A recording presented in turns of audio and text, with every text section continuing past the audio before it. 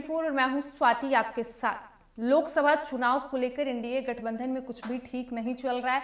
Seat बंटवारे का जो मुख्य मुद्दा है, इसको लेकर कई ऐसे दल हैं जो एनडीए गठबंधन में शामिल हैं। इसके बावजूद वो अपनी नाराजगी लगातार जाहिर कर रहे हैं, जिसमें लोक जनशक्ति पार्टी रामविलास के राष्ट्रीय अध्यक्ष चिराग पासवान का नाम सबसे पहले आता है, क्योंकि चिराग पासवान कई जगहों पर ये जाहिर कर चुके हैं कि वो एनडीए गठबंधन से नाराज चल रहे हैं। अभी हाल ही में उन्होंने मुजफ्फरपुर में रैली की थी, जहां उन्होंने गठबंधन पर कई सवाल उठाए थे। उन्होंने नीतीश कुमार को भी निशाने पर लिया था और इस दौरान चिराग पासवान ने एक बयान दिया था, जिसमें उन्होंने कहा था कि उनका गठबंधन किसी पार्टी के साथ नहीं बल्कि बिहार की जनता के साथ है।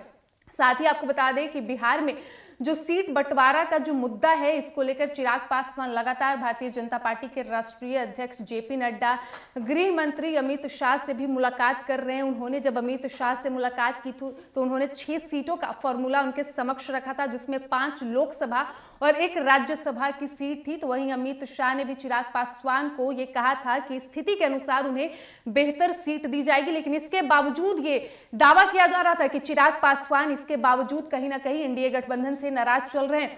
तो वहीं दूसरी ओर खबर यह भी आई कि राजद की ओर से चिराग पासवान को 8 सीटों का ऑफर दिया गया है, जिसके बाद ये कयास लगाया जा रहा था कि चिराग पासवान जल्द ही एनडीए गठबंधन का साथ छोड़कर राजद की ओर जा सकते हैं, क्योंकि एनडीए गठबंधन के समक्ष उन्होंने 6 सीटों की मांग की थी और वहीं दूसरी ओर उन्हें राजद 8 सीटों का ऑफर कर रहा है। और सबसे जो खास बात है, जो सबसे अहम है, वो है हाजीपुर का सीट।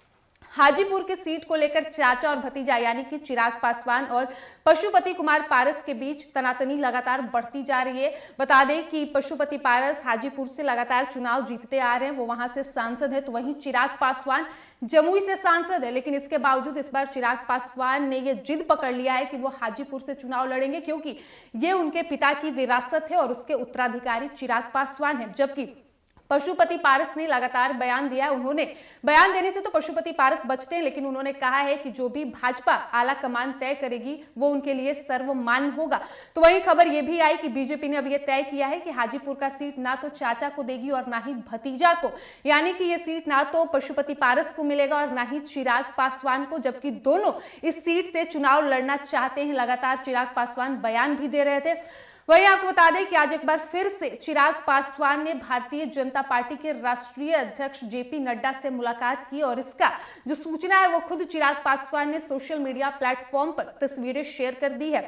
बता दें कि चिराग पासवान ने सोशल मीडिया पर जेपी नड्डा के साथ अपनी मुलाकात की तस्वीरें शेयर की और उन्होंने कैप्शन में लिखा कि भारतीय जनता पार्टी के सदस्य के रूप में आज मैंने भारतीय जनता पार्टी के राष्ट्रीय अध्यक्ष जेपी नड्डा से मुलाकात की और इस बैठक में आगामी लोकसभा चुनाव को लेकर बिहार में सीट बंटवारे को अंतिम रूप दे दिया गया है और उचित समय आने पर इसकी जानकारी दी जाएगी। यानी कि आज जेपी नड्डा से चिराग पासवान की जो मुलाकात हुई है, इसमें सीट बंटवारे को लेकर बातचीत हुई है और चिराग पासवान ने जो सोशल मीडिया पर जेपी नड्डा के साथ तस्वीर शेयर की है, इसके बाद ये तो साफ हो गया है कि राष्ट्रीय जनता दल को लेकर जो खबर आ रही थी कि राजद की ओर से चिराग पासवान को 8 सीटों का ऑफर दिया जा रहा था, तो ये तो चिराग पासवान ने साफ कर दिया है कि वो फिलहाल एनडीए में ही है और वो कहीं नहीं जा रहे हैं, यानी कि वो अभी भी एनडीए का हिस्सा है।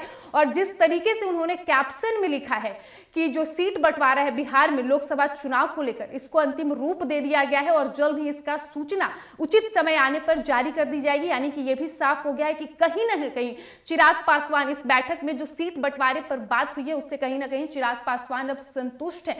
लेकिन जो सवाल खड़ा हो रहा है वो ये है कि क्या हाजीपुर का सीट चिराग पासवान को मिल गया है? क्या हाजीपुर के सीट को लेकर भी इस बैठक में बातचीत हुई है? वो तो आने वाला समय बताएगा। फिलहाल इस वक्त की खबर में इतना ही और ऐसे ही तमाम खबरों के लिए बने रहिए हमारे साथ। वीडियो पसंद आया हो तो वीडियो को लाइक करें, शेयर करें, साथ ही हमारे यूट्यूब चैनल एक न्यूज 24 को सब्सक्राइब कर ले। यदि आप हमें फेसबुक पर देख पा रहे हैं तो हमारे फेसबुक पेज को भी फॉलो करें। धन्यवाद।